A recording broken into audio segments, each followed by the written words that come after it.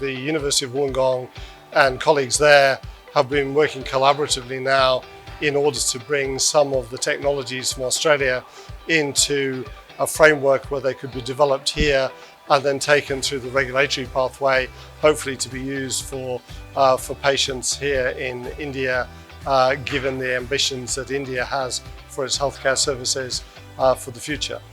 So we've developed a technology using 3D printers that can print all 6 densities that form your ear. So there's a soft bit and a hard bit.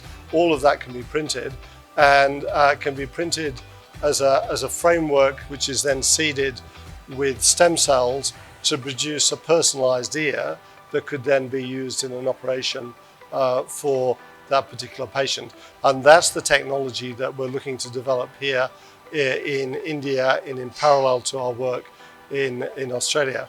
We have it now being used in clinical trials in one of the major hospitals in Sydney, and we now need to solve the regulatory pathway issue and how these medical devices could be used for small children and young adults here in India, because that will make a massive social benefit if we are able to bring this technology from Australia to India. Yeah, I think it is very important. I think if I look at my university, we have a number of collaborations with the IIT network, which has a very sophisticated set of campuses around the country, and some of the leading scholars in India working for those institutions. I think critical to success and collaboration in India is finding the right partner. And that right partner was found by us with our own collaborators here in Australia, particularly with Dr. Payal Mukherjee at the Royal Prince Alfred Hospital. We identified a possible collaboration with AMTZ, who first come to visit us, and then we went to visit them, and things happened incredibly quickly. Once we had identified a partner, first of all with the same vision, that vision being around taking fundamental advances into real applications as quickly as possible. Then we were able to see we had complementary skills. And in that medical technology area, that ability to bring together at AMTZ the research skills, the manufacturing skills, but also the clinical community, bringing that clinical community into AMTZ so that we could workshop with them in terms of rolling out some really practical projects. And those initial projects are around 3D printed ears, prosthetic ears to treat children with microtia, with a longer term vision to create a 3D printed living ear, which can actually be implanted into children with microtia. And already along the way, through the work of our partners at AMTZ, we've identified other collaborations in the area of 3D printed skin and 3D printed structures for islet cell transplantation to treat diabetes. Yeah, I mean, Austrade is like Tinder.